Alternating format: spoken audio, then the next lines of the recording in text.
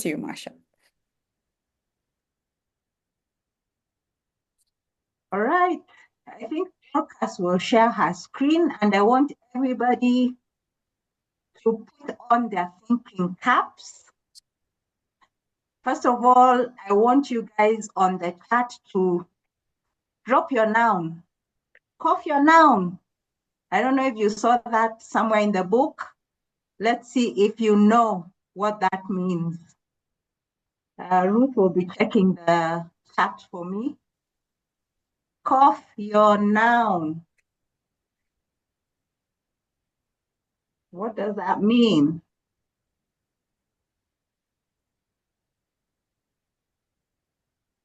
And if you know what it means, cough your noun into the chat.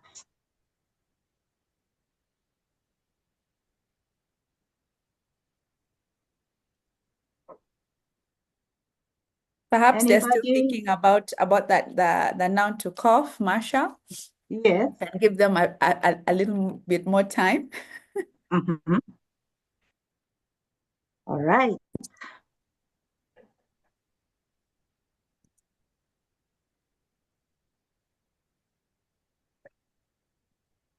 So I've coughed. Okay, I can see that Ruth has coughed her noun. And if you remember, this is one of the things that was part of the book early on for all the monos, I guess, in one of the schools Dr. Martin was in.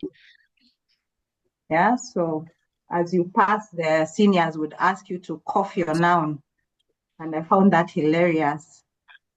So thank you very much, Ruth. Let's move to the next one, a play on numbers. And these were the numbers we found in the book.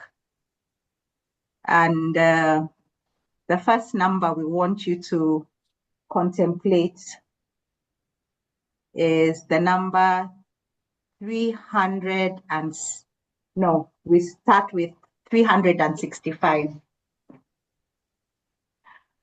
What do you think the Kenya shillings 365 refers to?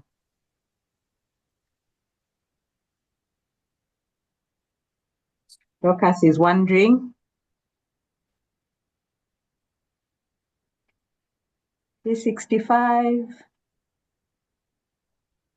Just think about what you can do with 365 shillings.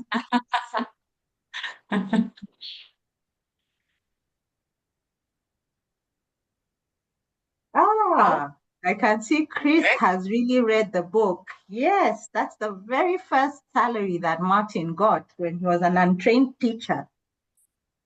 Right? 365. Go backwards, Dorcas, before we... Well done, Chris.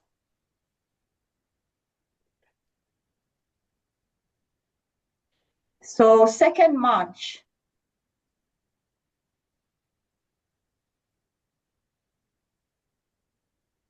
March, when you think about the season we've just come through and the season that we're in, this was a season in Martin's life also.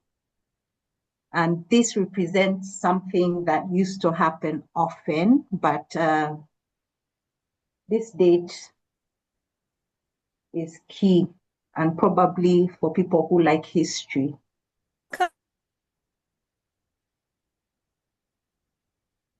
2nd March should ring a bell. Same way that Saba Saba rings a bell. I like that. If somebody has the answer, just unmute yourself, say you don't want to type on the chat.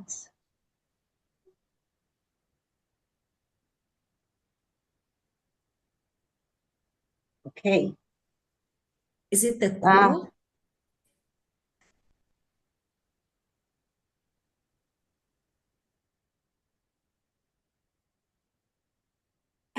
Was that the coup of the year I was born, at the age or at the risk of revealing my age? Oh, I love the way you're thinking. Yes, it's something along those lines. 2nd March marked JM protests. Mm. So just in the same way that we've been protesting all through the Gen Zers, they marked their protest day, I think it was on the 25th, Sabasaba the other day, in the time of Martin when he was in UN. There used to be protests about JM's death on 2nd of March. And if you remember in those days, that now then signaled that universities would be closed. Okay, so let me move to the last one.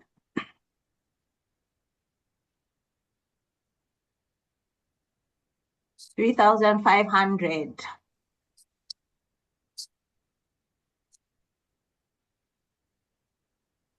What's the significance of this number from the book?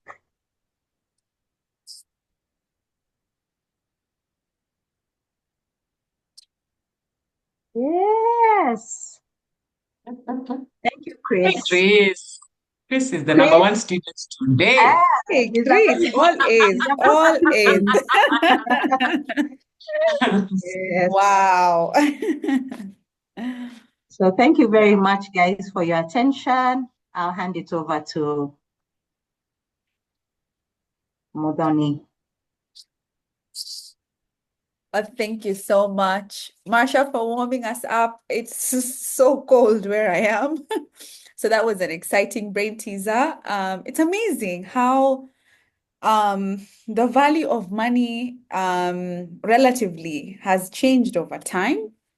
And thank you, Martin, for freezing memories in this amazing fashion. We still can't believe we get to sit and enjoy your wisdom from the comfort of our home, having paid a little over $20, when we know in real time, if you go through the leadership group, you're going to cough a significantly more amount. And that's the power of reading, guys. I mean, mentorship and coaching is available at such an affordable cost through reading. Well, this is the point where I introduce Doris because I can see Martin is so eager to get going. So Doris, please do this introduction justice. All right. Thank you so much, Modoni. So I think it's such an honor and definitely a privilege to have Martin here with us. And we know him for various reasons, obviously across East Africa's businesses. But I think there's something Martin doesn't know that how I want to start this discussion. I used to be in a coaching class with Martin. And that was a few years ago. And in one particular intense session, I remember Martin turned to me and said, why are you not bringing your full self out? You're more intelligent than that. You can do this. What's making you cower? And in that moment, and it was a very gentle but direct, you seem to be doubting yourself. Can you bring more of yourself out? And this was after me reading, obviously, his book and all the lounge. And at that minute, for me, all I felt in that space with Martin is like, what am I doing here?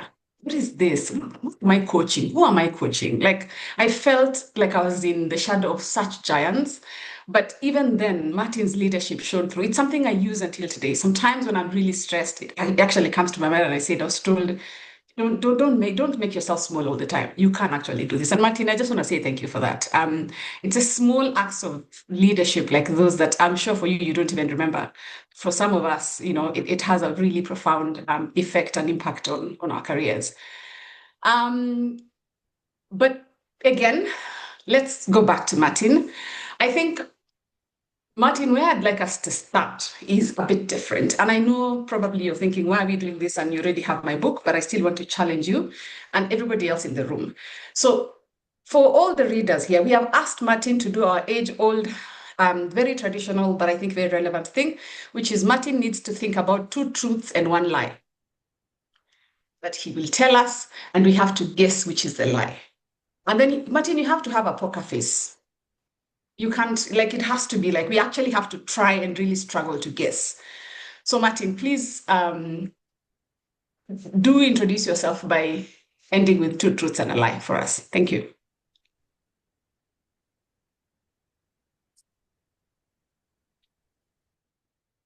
So, Doris, what do you mean by introduce yourself and then end with two truths and a lie? Actually, that's a very good question. So introduce yourself in terms of what you do now. Just as Martin, this is what I do in a very short time. And then we go into two truths and a lie because the rest of you will discuss in the session. Right.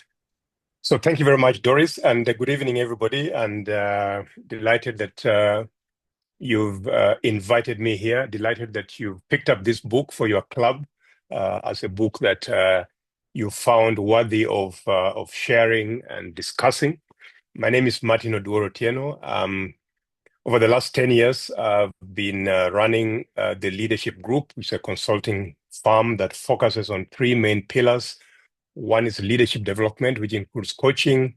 The other is strategy development and strategy reviews.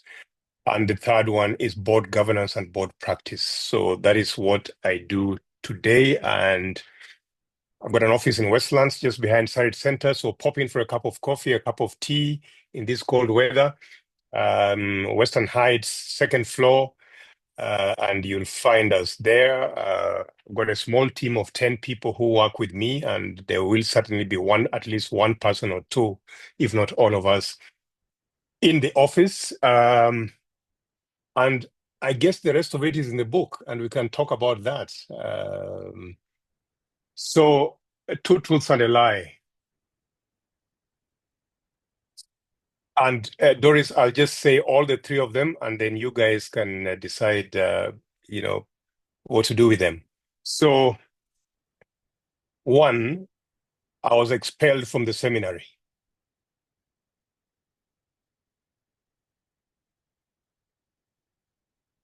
Two, I'm passionate about leadership.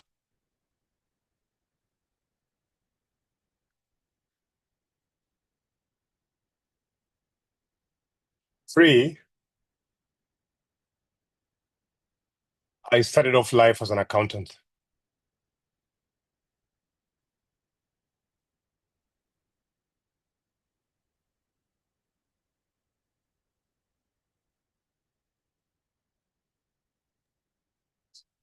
I see Chris. Chris is just like, give me this, Chris. So Kemunto says you are not expelled. You are not expelled from the seminary. Okay. Who else? Life as an accountant. So we have the lie is you did not go to a seminary. That is from Kemunto. And then the other Ruth says the lie is that you did not start as an accountant. Accountant. 2 and 3 truth. 3 lie. Sorry, 2 and 3 are truth. So 1 is a lie. 3 is a lie. 2 is a lie. 3 is a lie. 3 is a lie. Hey. And 1 is a lie. Good people, any other lies that you want to add here? 3 isn't true. Accountant is the lie. You can see without me roasting the people who have read the book. But all right, Martin, please do share with us. And I love the comments around, especially the people who are saying you are not expelled in the seminary. Obviously, we'll go through that a bit. But please do tell us which here is the lie. When I brought them up, the seminary piece was the lie. But all of them can be lies, actually. And we can talk about that.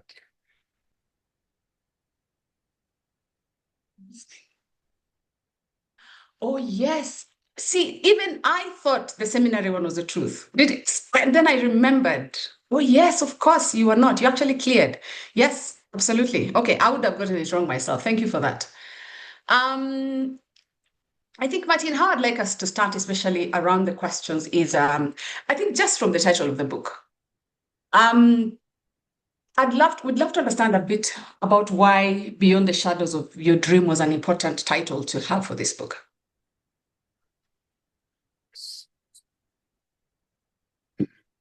I've been struggling with that myself, actually, Doris.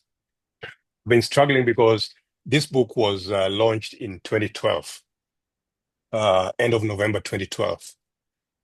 And so this is how many years? Well, 13, ending. It's 13 years now. Yes. Mm-hmm. And in 13 years, you remember some things, you forget some things. So one of the things that I've forgotten is actually where the genesis of this title. The title originally was Beyond My Dreams. Oh, okay. Which is quite straightforward. I had certain dreams, and the reality of life over the years is that looking behind, I have probably surpassed and gone beyond some of those dreams. Mm-hmm. And then, as we discussed that title with Barak Muluka, who was the chief writer of this book, we thought, but that sounds like very everyday, common stuff. Everybody talks about beyond my dreams. So if we have that title, maybe it's not going to be. It won't be different. So let's throw in the word shadows. Now you can look at shadows from two perspectives. Shadows can be quite exciting and interesting things, especially for children. They run around you, looking at where your shadow is going, depending on when the sun is how the sun is shining. But also shadows can be quite scary. And therefore, the perspective for this book is that sometimes when we have our dreams, they can sound very, very scary. And yet you make that move, you make that first step towards that dream. And you find that you're actually, those scary moments are giving way to something that is quite exciting. And the reality, as you follow or chase those dreams, becomes something that perhaps you didn't even imagine when you started off. And so that's the context of this title. Moving away from the scary part and really getting to realize those dreams and even go beyond those dreams. Go beyond them. Thank you for that. And when you say that, I remember in the book when you were applying to the BAT job and they asked you what you wanted to be when you grew up, and they huffed at you saying you wanted to be a CEO. So Absolutely. yeah, so that it's impressive that, for you that those dreams did come through. But I think that the other question for me, Martin, and so again, a bit of context. So this group of people in this room, some are wannabe authors, some have been authors already. We read for pleasure, but also I think all of us have this little dream in us, that we would one day be an author. And I think, what is it for you that made you think, let me write this down? Like, let me write about my story, so that the world can have it in writing. There was, if you look at the book, there are a number of significant moments in that story, and when I'm walking down on the streets and people stop me, they stop me because they know me for different things. So some people know me because I was CEO at KCB. Other people know me because I was a permanent secretary in Ministry of Finance as part of the Dream Team.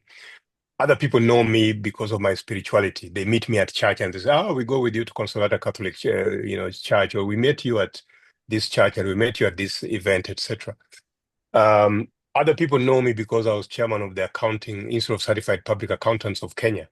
So all accountants, up to a certain point would invariably know me.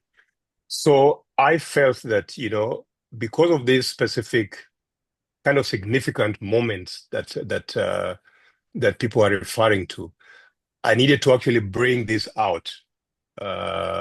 Some people, these days people stop me and they say, "I went to school with your son," or "I worked with your son in PwC or somewhere."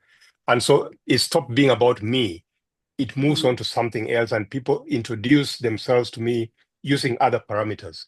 So I wanted to capture all this in a book, but more importantly, because I thought that through those stories, there would be some learning, some lessons that would be important, whether just to document something like what was the dream team and what's the relevance of that in our country and in our politics and in our economy, or what was it like running the accounting institute in the nascent years and producing accountants, etc. Or what is it that it meant working in the professional firms in the old days. So it is that, Doris, that then got me thinking, and as you can see in the book, I've been thinking about this for a while, But there's always the right time for everything. And that moment came when somebody said, I can help you to write this book. And I'm sure you've come across that as well. Yes, yeah. Okay. All right. And just segueing off, and Kemunto has already said, you see, you have people in the chats who, you're right, went to school with your children. So clearly your legacy has now moved on to, you're now in the shadow of your children. Maybe that should be the second book. Anyway, so let's come back to the question. So I think, and this is a question that I'm very curious about. So there's so much knowledge and insights in the book. What is it that people stop you when people tell you I've read your book? What is it that they reference, or what is it that they ask you a lot about? So they reference many things. Well, let me just call out, and let me just say for the record here, Doris, that this book is not available in bookshops. This book is sold off the back of my car. So as I drive along, if you stop me and you don't have a copy, you'll get a copy. This book is sold off my office. So Kelly in my office is and Christabel are the chief sellers of this book. When I'm invited to events, when I go for training events, speaking events, and I'm hoping that everybody on this call has got a copy of that book. But any event that I go to, that's how this book. Thank you, Ruth. And Ruth, you can actually tell your story about how you got this book, right? It's an inspiring story. But yeah, so a couple of things. So first, they say they may ask me to double click on some of those moments that I've mentioned, but some of them who have read the book and who are probably doing reviews on the book. Thanks, Catherine. Yes, Nuria normally pops in and collects some copies from our office for their bookshop. Yes. They talk about dreams and vision. They talk about resilience. They talk about family. They talk about spirituality. They talk about transitions, right? So there are many transitions in that book. So those are some of the things that people reference when they see me and they look at that book, right? Yeah, interesting. Among others. Yeah, I can imagine. And by the way, guys in here, put down what you reference the most for you, and then let's just have that discussion. So for me, Martin, how I reference your book is you have a very eclectic career. Like for a recruiter, I would look at you and not know where to place you, because I can't box you into an industry. I can't box you into anywhere, which usually it gives me a lot of hope for candidates that are not boxable, people who are just really agile and can shift, from place to place. So I've even referenced your career to some of my clients. I'm like, listen, this looks, I call it a Martin Oduor profile, people who just are able to really shift from one end to another. So to me, that at least from a work perspective, that has been, I don't know anyone else. What is it that for you, if you met Martin and he asked you, what is it that resonated with you? Anybody wants to share theirs?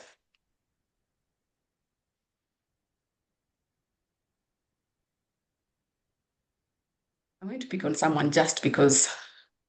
Kemunto. Oh, yay. Okay, so Petronilla talks about family. Petronilla, what for you in family? You can unmute. Yeah, everything. Nice to see you, Doris. Everything really. Family from the one to the last. How it's just going, and the kids, the growth, the legacy moving on from him to the next. I mean, it's really big. Yeah. Family. Thank you. Thank you. Yeah. Then Rose says humility, Mercy, networking skills. I want to hear these networking skills. Mercy, because what was it for you about networking skills before we continue? Thank you, and hi everybody. Just to say, I know Martin from Executive Coaching AUC by Career Connection. I'm sure he doesn't know me. His networking skills, everywhere he went, he made a friend and he kept that friendship. Talking about Joe, who also hosted his children abroad, and also the person who sold to him the car and later became an in-law. So it's amazing how he's kept his networks. Yeah. Thank you. No, thank you for that, Mercy. And Rose, allow me to ask her. I don't know whether it's related to that, Rose, on serendipity, but I'd love to understand your angle on serendipity. Rosemary. Hi. I think it's come out in a couple of places, but it's very clear, just being at the right place at the right time, and you are ready and equipped. And then you get the opportunity because you're there and you are available and you're ready in terms of your skills. So when it resonates because you see how he got into public service, you see how he manages to come back into banking, you see it when he gets into the CEO role. So I've seen it apply many places. And then now when you looking at the profile of the person, then it's all laced with humility. Yeah. Someone at his level and what he's gone through and the jobs he's held. Definitely, when he wouldn't even be sitting here talking to us if he wasn't a humble person, to be honest. Yeah. Yeah, thank you so much for that, Rose. Thank you. I appreciate that. I like how you're right, because his career has weaved so many different parts and scopes. Kemunto says for you it was the challenge to show up more for the industry, and that's absolutely true. From ISPAC to KCA, and then or the OO says political skills in the dream team. I think we need just a session on the nowadays. I would pay for that coffee.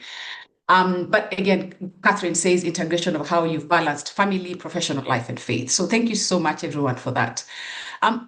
Martin, so we are a group of HR here, many of us, and our HR group is probably in unhealthy times. We talk about this coveted proverbial seat that we keep missing.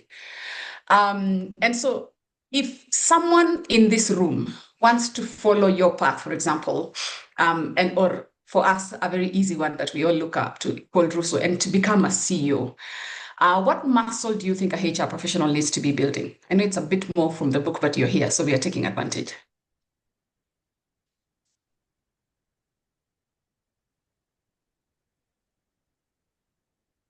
In the book, you will probably have come across my failure in attempting to be a CEO at Barclays Bank, right? Because my boss was very straightforward to me. He told me, Martin, you are an accountant. You are not a banker.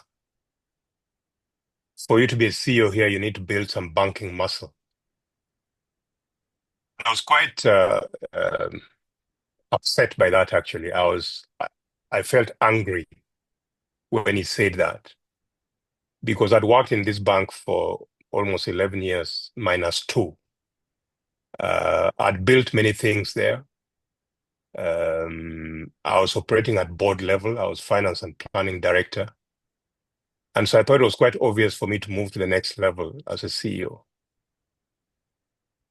But he looked at it differently. And what happened then? What happened is I said, okay, I asked the same question you're asking here. And this question is also biblical. I think some of the people in the Bible ask Jesus, what must I do to get here? Right? Yeah. So that opened up this new space, which meant broadening my experience and knowledge base, so that I'm not seen just as one person who is this, but I'm seen as an all-round person who is knowledgeable in many things, in different things. And for the next 3 years, I went out and I was in banking and I was meeting clients. I was learning how to talk to clients and how to write credit proposals and how to be out there in the market rather than being this accountant locked up in his room in an office somewhere, feeling very nice about himself, right? And really not being part of the world out there.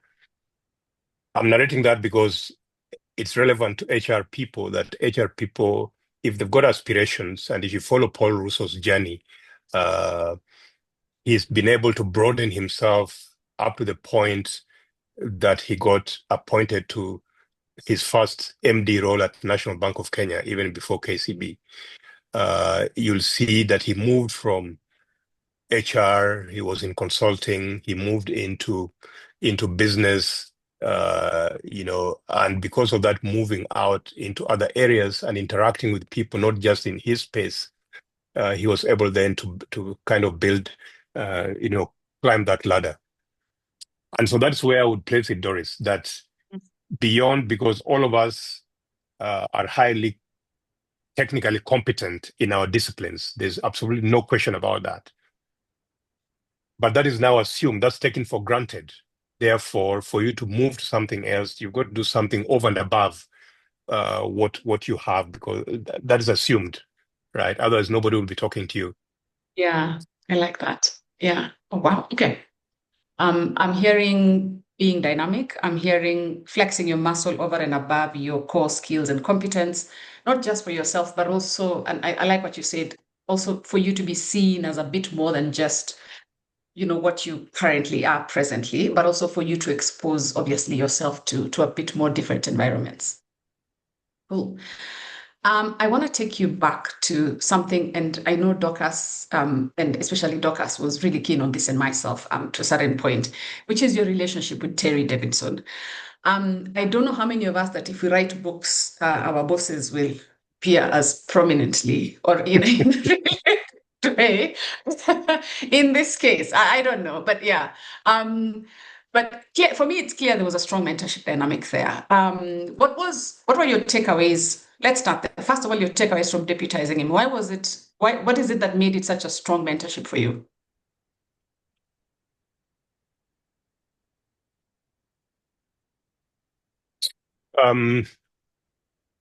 So again, in if you go back just before that in the book, you'll find that I was working in Johannesburg for Barclays in South Africa, and I was at that point where I really needed to transition to something. And this is where mentorship becomes important. Because in the book, you'll read that I went to one of my bosses and said, let's have a conversation. This is where I am. I need to do something else. And, how can I make this journey?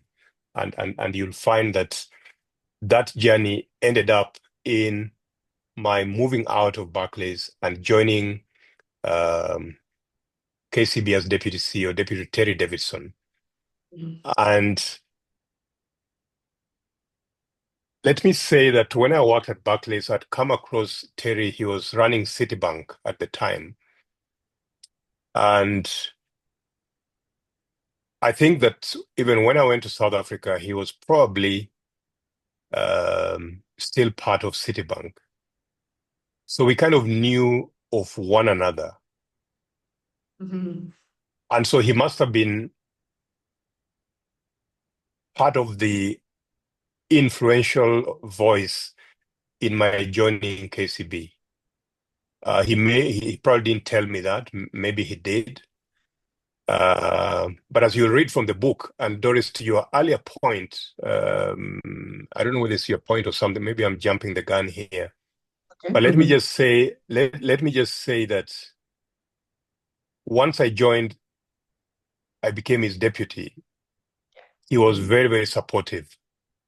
He recognized my skills, and he recognized where I didn't have skills.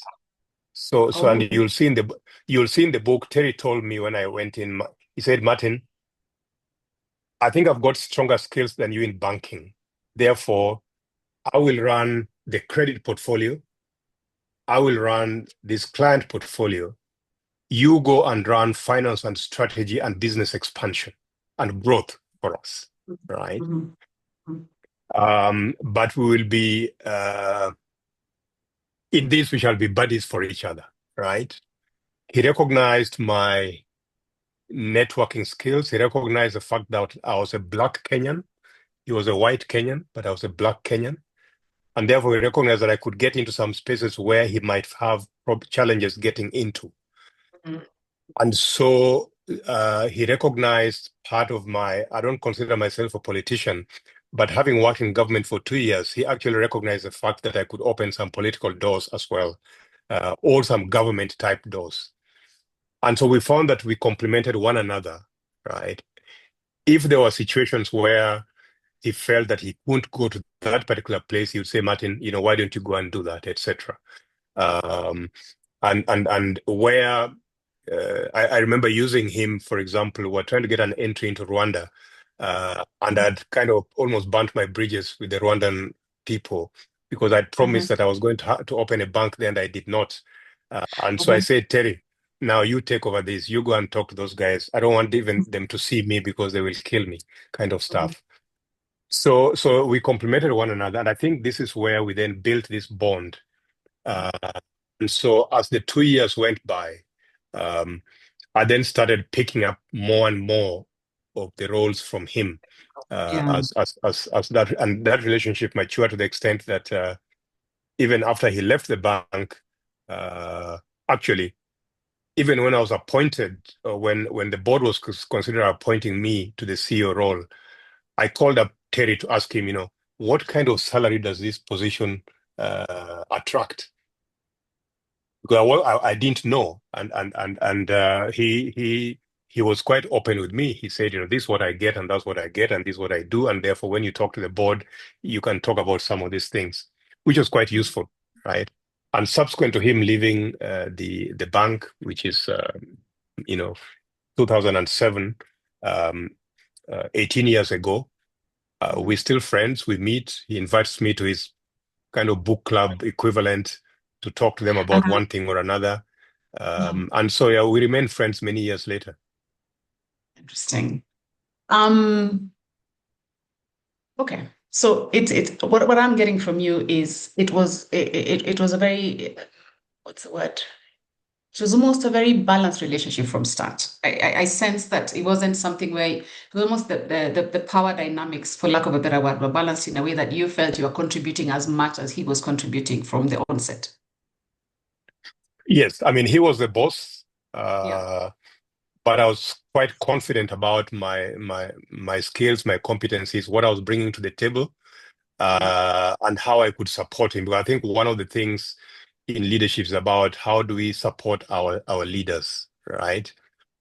Some of the conflicts in leadership arises because of this competitive nature. I want to get you a job, and so I want to throw you out so that I can sit on your seat.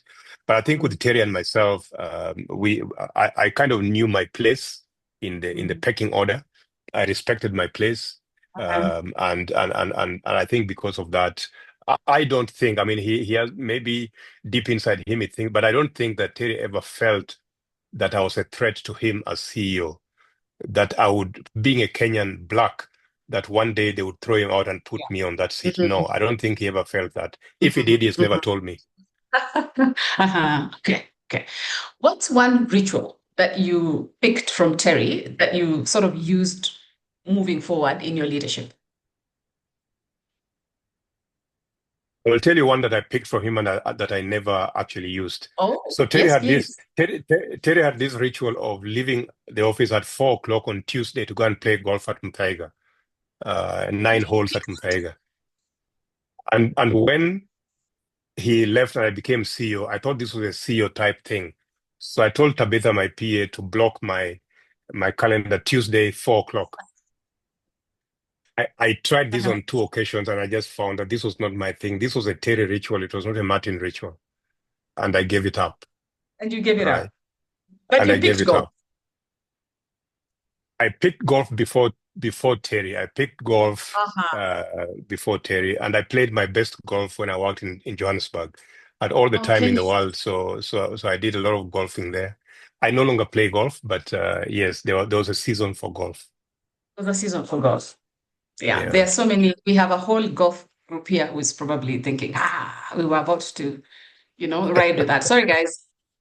On to the next one. And I know we had this discussion with you that I admitted that I still hold on to the old book, haven't transferred because I am old school and traditional.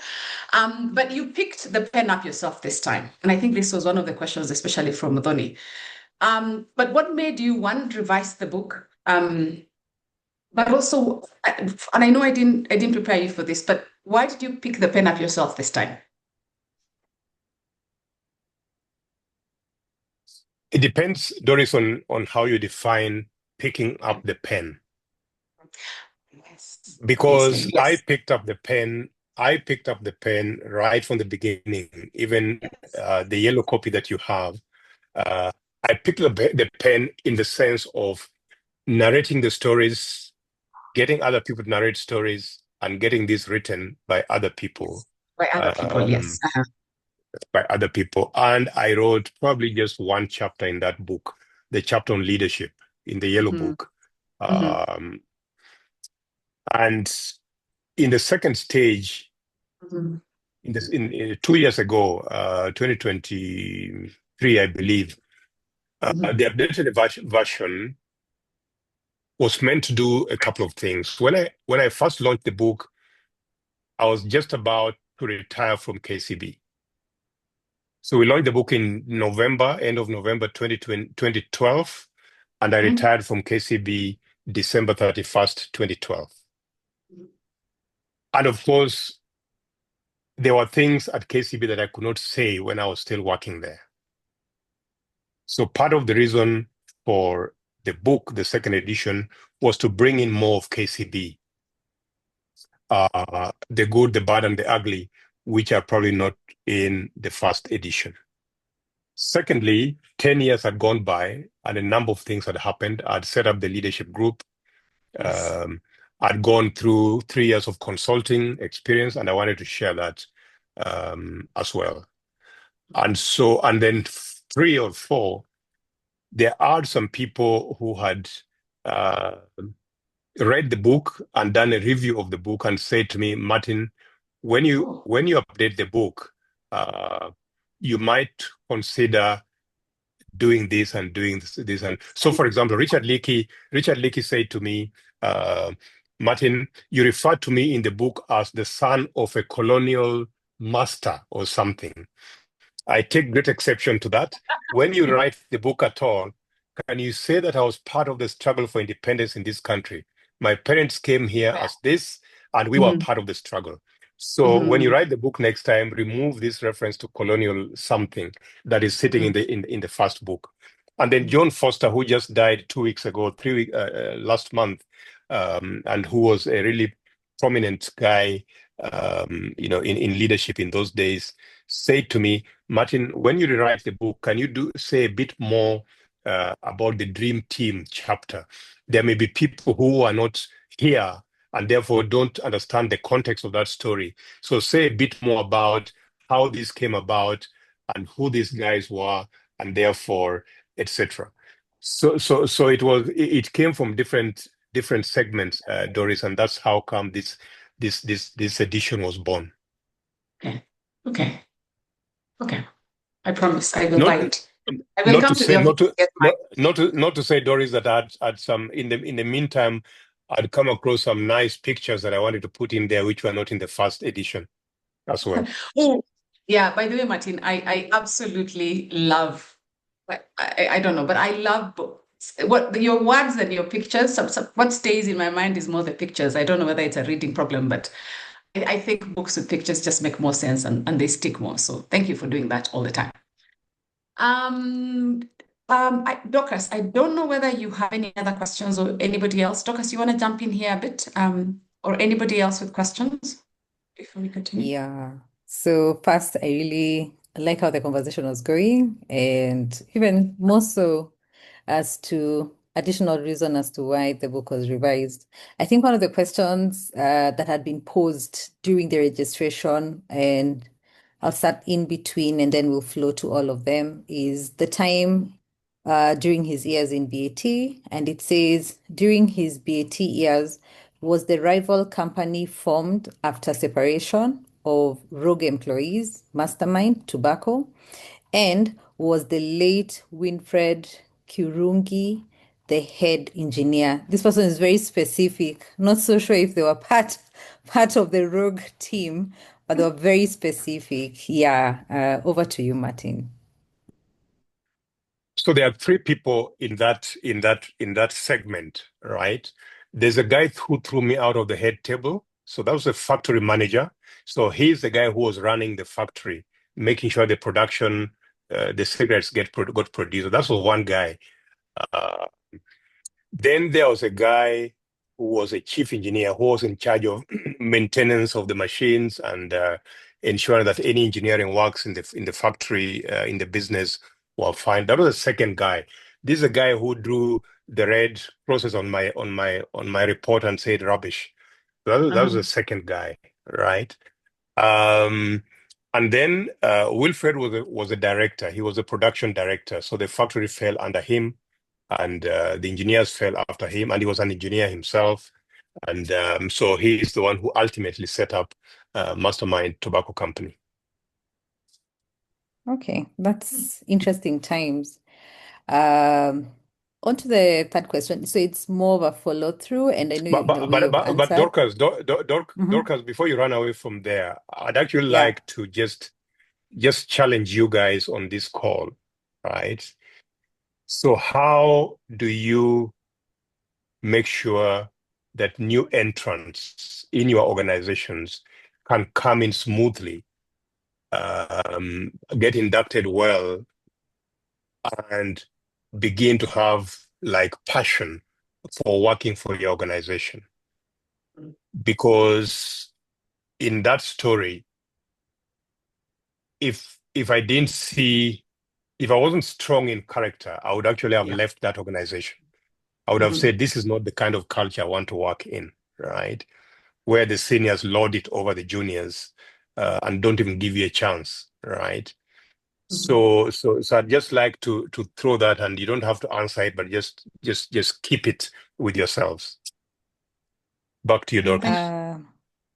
I feel that is such a heavy challenge considering the people in the room. They get to see the whole load of it from even when a CEO just joins and even when a junior joins. But one of the things I've come to appreciate now being in consultancy is trying to understand that onboarding process. It is not what we think it should be when you are a full-time ongoing HR profession. And I'd like to pick it up from Doris's like two posts most recently where, somebody would decline a role and say, you know what, I am not here to figure out who I should not step on toes on or whose ego I need to rub on. I just need to know if I can do the work and just, continue with the day. But that said and done, I've realized it doesn't matter where you are in the world. You will get into spaces where there are people who either have issues and they will always take it out on you through bullying, and even in ways you'll perfect onboarding. Tendencies are it can never be perfect, but I would like to open the floor for people to comment. I know we have a few minutes to like jog our questions on it, and I can see Kemunto saying on a comment that even when you went to the audit firm, your supervisor was quite rough, just leaving you at clients, expecting you to have done the work without proper guidance on how to do it. So I feel you were being thrown under the bus. But that's quite interesting. Kemuto, do you have any more comments you want to say? Thank you, Dorcas. Yeah. Thank you, Dorcas. Yes, I'm just agreeing that those two really stood out for me because I was also thinking about how we induct people. And this comment that people make about half-baked, graduates are half-baked these days, yet when they come to the workplace, there's no one to handhold because you have to be trained on how to do what we learn in school and qua ground. Things are different. We have the theory, but the practicality of doing things. Yeah, so that also stood out for me. And I was just saying, yes, we have to continue inducting people properly and they must be comfortable. Even when you're going for meetings, sometimes when you're new at a workplace, people are so shy to go and meet clients. But do you explain to them why we do this and how we do it? And do we, we have to lead by example. So that stood out for me. Yes, thank you for that. And for bringing it up. I'd written my notes at home. Well, I'm still in the office. I'd said I'll raise that up. Yeah, thank you. Thank you. Thank you very much, Kumto. So there's another question from Ruth that says, given the social economic situation in Kenya today, if you are given the opportunity to turn it around, would you be the constitution of your dream team? Would it be constitution of your dream team? And in brackets, consider professional qualifications and gender balance. And B, would it be the top 3 priority areas you'd like? What would be the 3 priority areas you'd like to focus on? And what does it take to transition from corporate world to entrepreneurship? So it's a whole loaded question. It's on the chat. If you're able to pick it up from there, Martin, that would be great. But one of the things I would echo just from onboarding to creation of a dream team is I realized, and this is something I've seen with you and from people who have spoken about you, your beliefs, your strategy, it all just gets the foundation from your values, your value system, who you are and how you are around people. That's what I feel has enabled you to get into different rooms in different stages. So over to you, Martin. Yeah, thanks for bringing up that question of values, because Dorcas, that's that's who we are, and that's what drives us, and that's what attracts people to us or away from us, right? Our value systems. And so that's a really important piece. And yeah, to Ruth's questions, I would really just go back. I mean, I won't call out anything, but I would just go back and look at the Kenyan Constitution 2010. And I would also look at the Vision 2030 document. Because those two, if they are executed to the letter, would make our country really great. Can you imagine, for example, what would happen if our leadership was able to fully implement Chapter 6 of the Constitution on integrity and values, right? And so that's where I would start. I would not create anything new. I would just go back and look at what we have in place and how to bring those documents to life. We don't need anything else. We don't need to create anything else. And I think what we lack is we are very busy moving on and creating new things and forgetting that we already have the foundations in place, and all we need is getting things done. And even the priorities, if you look at Vision 2030, the pillars in there and the priorities there, whether it's in infrastructure or agriculture or social sectors, education, health, etc., it's all out there, right? The politics and the social cohesion elements, they're all inside there, and yet that's where we get dragged down. And so that's where I would go.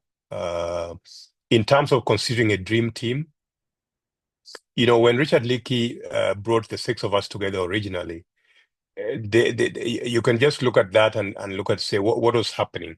So there was public sector reform, which was required. It's a deep thing. So how do you get the institutions of government to work, whether it is the public administration, the judicial system, the police system, the anti-corruption system, and I talk about that in the chapter on Dream Team in the book. You've read that. There was a piece about financial sector reform, and therefore 2 of us were in the Treasury, myself and Mwagazi. Richard was in the office of the president, leading the public sector reforms, and then infrastructure was the other place. And we had Titus Naikuni leading the infrastructure space, and then agriculture was the other one. And we had 2 professors in agriculture, Wilfred Mwangi and Shem Migot-Hadola. And so those 4 elements that were identified 25 years ago are still as relevant today as they were then. Okay, the only thing we didn't have is we didn't have women in that team, but I would bring in some women. I would go back to the Constitution, and I would have that 1/3 gender rule at least. Yeah. Should be 2/3 by now, but okay, we'll take 1/3. Yeah. Just this time. Yeah, so, and thank you for that. So I can see Chris, we have your hand up. I also can see Ruth confirming on what you have responded to. Over to you, Chris. And anyone else who has something to say, please. We still have a few minutes before we wrap. We don't want to lock you out. In fact, before Chris asks his question, for everyone who is quiet, guys, put on chat if this book was to be turned into a movie, which actor should play Martin? Tafakari hayo, put it on chat. Over to you, Chris. Yeah, thank you. I think Martin, first of all, thank you so much for sharing your story with us through this book. It was a very delightful read, simply because I could relate with a lot of, at least some of the people. I've been fortunate enough to work with one or two characters in the movie, that is the life of Martin, the likes of Julius Kipmetich. I have worked in some of the companies that you worked in at Deloitte, and I also supported KCB when you were there. So it's really it was really just nice to relate to the stories and see myself in them and see how perhaps I could learn some lessons. There are too many questions to ask with the little short time we have, but mine was more what's interesting to see in your story is, and in your demographic, is just the view of time. I mean, it's only been 10 years and you've already done the leadership group for 10 years. That's almost a lifetime of some of our careers. I'm just curious, because in all of those seasons, you did indeed face certain challenges around bad bosses, a difficult president. I mean, some of us would never be able to speak to those kind of challenges, but difficult colleagues, difficult culture. What kept you in those seasons for those long periods? Because for us, the propensity is to run.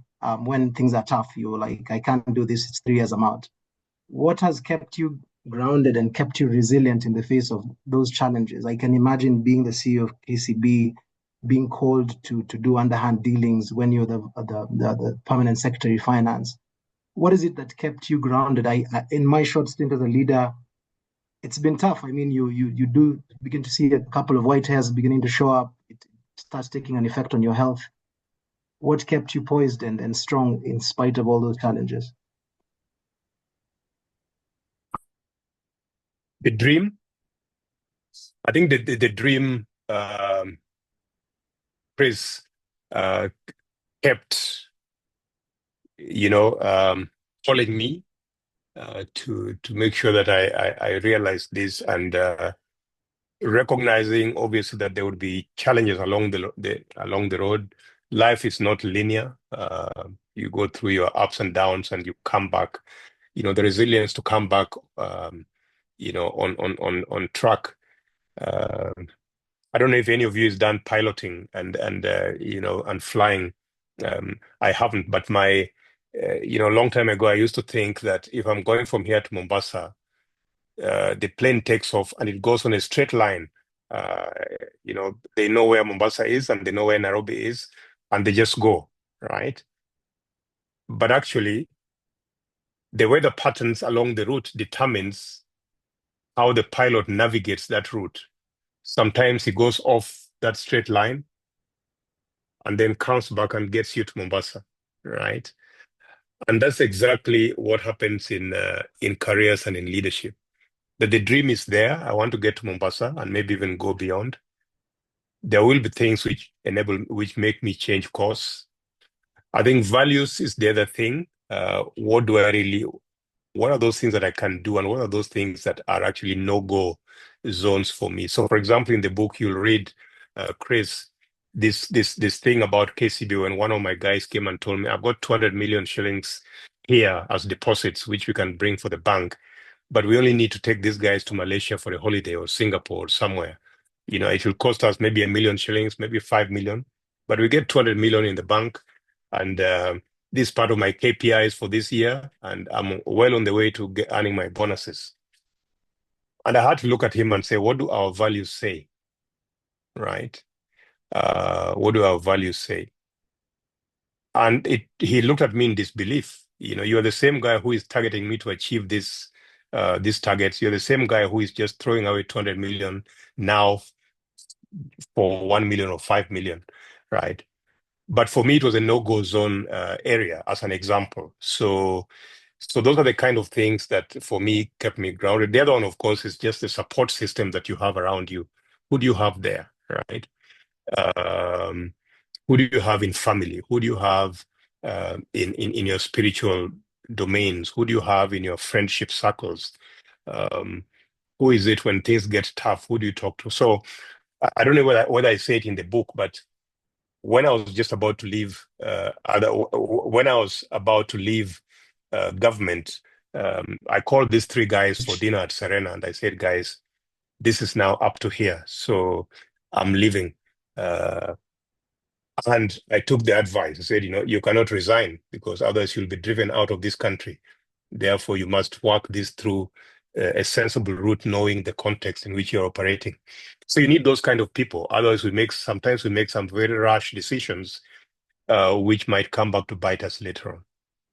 I don't know if that answers you, but those are probably my two things. Thank Yeah. you. Thank you.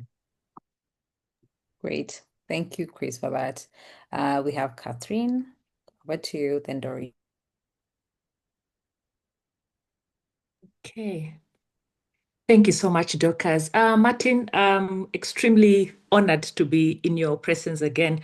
I know we met one time when we were doing a certain course with you at Career Connections again. And one of the things that I've really appreciated is the consistency in what you say and what you do.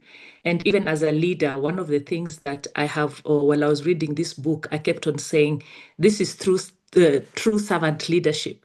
The way you started your journey and how it has come to play out, and the fact that you have not forgotten to return the ladder by the leadership development work you're doing. And now looking at your values and how that has actually connected with the governance work that you're doing around boards, which can be quite sticky. And so one of the things I just wanted to share, even it was just actually a comment and not really a question. A comment is to say, how do we carry this along and bring it to life and for it to stick? Because we have read in your book in terms of how you have worked in different industries and you've been pretty consistent, and the humility that you basically bring on board. So maybe as a comment and as a parting shot from me, maybe even as you're doing the board governance work and the leadership, you should actually kind of bring in the element of EQ, because you display quite a high level of EQ. And a little bird told me one time, it's our IQs that get us jobs, but our EQs keep us there. So for me, it's one of the challenges I just to share and just leave with you. You should consider actually stepping up that EQ space as well, and just share your experience even as you upskill leadership around the EQ space. Thank you. Thanks, Catherine. So I think Ruth and I have the same question, which for me, and I don't know whether I am making a lot of assumptions, but I don't know many leaders who live in such high positions, who transition to the next phase of their career, and the identity is still there. It's intact. I almost feel like most of them don't transition. It's not pretty. They just fizzle out, and maybe that's their choice. But how did you manage to transition and still hold? And I want to say this loosely, and I know you're humble, so take it with all the pinch of salt, but you still hold the power and the presence that, and the identity that we identify with as Martin, former CEO of KCB. How did you do that?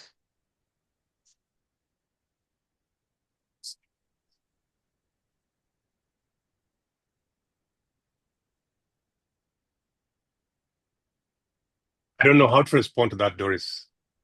Right. I don't know how to respond to that. It goes back to that values thing that we keep talking about, right? And coaching has been quite helpful in this regard, helping us develop self-awareness. Who am I? What do I stand for? What do I want to be? What do I want to be known for? Who do I want to be, etc. in the different phases of our lives, right? So when we are much younger, we're chasing certain things. When we are middle age, we're chasing certain things. When we coming to face our sunset years, we're chasing certain things. And through all those seasons, I think it's important for us just to always reflect on who we are and what we stand for and where we want to get to. And so for me, it's been around my passion for leadership. And so I could have fizzled out after KCB CEO, right? Then, I don't know what that curve is called. That curve where it's not the curve of diminishing returns, but it's that curve which goes up and then invariably it actually diminishes. You get to a point and then you start coming down. Yes. But there's the other curve which you reach at the top and you keep creating more kind of things at that level to keep you there. I forget the name of that thing, right? Sorry, it doesn't dip like that. And this is what I've been trying to do through these phases of life. So finishing up KCB, going to learn consulting and not being afraid to learn new things. And then kind of picking up coaching because it's kind of it's part of leadership and development. And it's keeping me on top of that curve, right? Supporting people, working with boards because I realize how important boards and leadership is. And there's a lot of learning here that I continuously go through, right? Just to keep me up there. A time will come, of course, when that curve invariably. So when I pack up my boots and I say, let me go to the beach and just lie down and enjoy the sun. Exactly. So at that point, I will probably just be one of these, what do you call them? People that other people come to for Sage. advice. Sage, one Yeah. of these sages, Yes. yeah. Sages. Just sitting under a tree in my village in Budalangi, and you come and ask me a question, we have a drink, and you go away, etc. So that time will come. But for now, I think I'm trying to stay there and really to see that, and to a point that was mentioned earlier about IEQ, I do certainly in each of my sessions, and I work with lots and lots of organizations. I do bring this up every time. I do really talk to boards about humility, about relationships, about understanding, about building teams, etc., about succession management and succession planning. So I talk about this every time I've got an opportunity to do so. Doris. Thank you. Thank you. That was really useful for me. Thank you, Martin. Dorcas, back to you, Muthoni. Great. I think I'll hand it over to Muthoni for now. And as she picks up on the chat, thank you very much for the feedback, Martin, to all the questions. Wow. I realize, sorry, Muthoni, before you come on, Muthoni, Dorcas, I realized when you were asking those questions at the beginning, you remember the 365 and 3,500, etc., that you guys had only read up to page 60 of the book. Because there was no question that moved beyond page 60. Surely, Back to we you, were back to trying, we're you. trying to play nice. The book has got 366 pages. Let's say 365, just like that first salary. Yeah, which is quite interesting. I had not thought of that. Wow. Yeah. Over to you, Muthoni. 365. An ear's book, in a way. Time flies when you're having fun. We usually tease one another in the core steer co. Some of us are night owls. Someone like Dorcas right now, if you told her she has a 50,000 page report to write, she'll be like, yes. I can tell she can keep going. But we are winding down. Dorcas, please prepare to share with the entire team the book we're reading next. How we wish, Martin, that you had a whole shelf of various books. We would love to keep reading about various adventures that you've been on. So count on us to be right there when you publish your next book. For me, I'm the mood enhancer of the night, and I only have one more question to ask all of you, and that is, if there was a soundtrack running through Martin's book, what genre of music would we draw from? Would we have a mix of pop, rock, rumba? Please put on the chat. I'm manifesting a movie here. I mean, it's high time. We produced a Roomba for sure. It's high time we produce something amazing, and Martin's life and career is definitely worthy of Hollywood in my view. And even the actors. Remember the question I asked? So amazing. I don't know, Martin, who would you pick here? Various actors were named. You would have final say on who would play you if your book was turned into a movie. We had Denzel Washington. We had a local actor called Raymond Ofula. Now, I don't know if Martin, you know these people, but Absolutely. Chiwetel. I will leave you, Muthoni, I will leave you guys to select that. Okay, Dorcas, over to you to wrap up and share our next read. Martin, it's been a pleasure. Doris, we celebrate you. Thank you so much for moderating. And all of Thank you you for so being much, such Martin. a fantastic audience. We're going to come over to our Western Heights second floor for that coffee offer. We'll take you up on it for sure. Thank you so, so much. Over to you, Dorcas. Thank you. Would you like me to leave at this point so that you deal with your domes? Okay. We don't have domains. We don't have We are domains. good people. We're good people. But yes, you Yeah. can leave at your leisure, Martin. But I Thank you think so much. Dorcas wants to say a thank you. I mean, she's a big fan. I think I'm underrating this. Dorcas has been one of our biggest facilitators here. So I won't deny her that opportunity. Please, 1 minute for Dorcas. So I think first, a big thank you, Martin, for such a really great session. What happened? I think I had gotten a chance to ever listen to your book, but I always feel there's always like an ideal time for each and everything. So I got a chance to interact with Terry, as I was telling you, and I feel it's good I started from the beginning.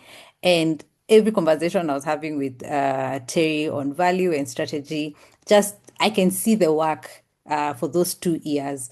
And I like how when we met the first time and they said, oh, no, we're not doing Dr. Martin. And I know you have said that in other spaces, but sometimes it just feels right when we hear it directly from you, where you just say, no, everybody just calls me Martin. And that was the same thing with Terry. We're like, Terrence Davison. And it was like, no, I am just Terry or T. And I was like, a board member talking like this, not in this Kenya. So, I mean, your humbleness, the strength and the work you're doing, you are making leaders, and we really love the book we have read, and we love the conversation, how it has gone. And that's why when we were picking the next book, we kept asking ourselves, what would the new Martin do? That's why we want the next book from you. So we are picking the current book on your screens. But one of the questions I would ask anyone who has not read Martin's book, you need to read it so that you know what got you there won't do what? Won't get you. What got you What here won't got you get you here there. won't get you there, because whatever Martin did, and I like Ruth's question of choose a dream team now, that dream team is going to be very different. Of course, it will have more ladies because there's a way we're now a different set from then. But one of the things I would say is you're learning from someone who has changed the narrative of different institutes. And being in HR, this is the kind of leader you want to have. Now, we may not have Martins in our leadership line, but we can be a shadow or at least one version of him. So I extend this invitation to you to grab the book for Martin. Please take the visit opportunity. Not a board member will tell you that. And remember, Martin also does coaching. I know a few people are being coached with him, and the conversations I hear are always amazing in terms of the steps that they are making. So I look forward to seeing you in your office to grab that coffee before July ends, Martin. And I know quite a number of people are going to be popping. So we will reach out, and thank you very much. And if anyone needs the contacts, we will share in the group so that you can plan the visit properly. So our next book will be shared in the group. And as we finish this, I just want to say this. We all can be Martins in each and everyone's life. Give those tangible feedbacks, but most importantly, stay humble, even as you call yourself a director. After all, he was in the dream team, and we were not in that dream team. Yes. Have a good evening, everyone. Group photo, guys, group photo. Can we, yeah, please, can we meet and Yes. the screenshot with Martin, please? Martin, I hope you don't mind. Permission granted. Oh, thank you.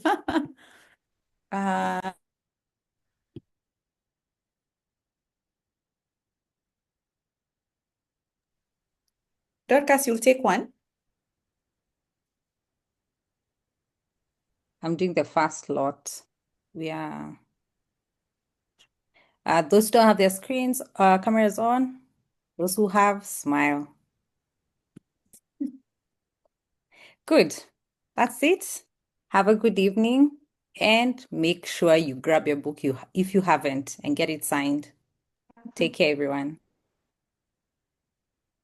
Thank Bye. you. Bye, Thank everyone. you. Good Thank night, you, Martin. everybody. Thank Thank you, you. Good Doris. night. Good night.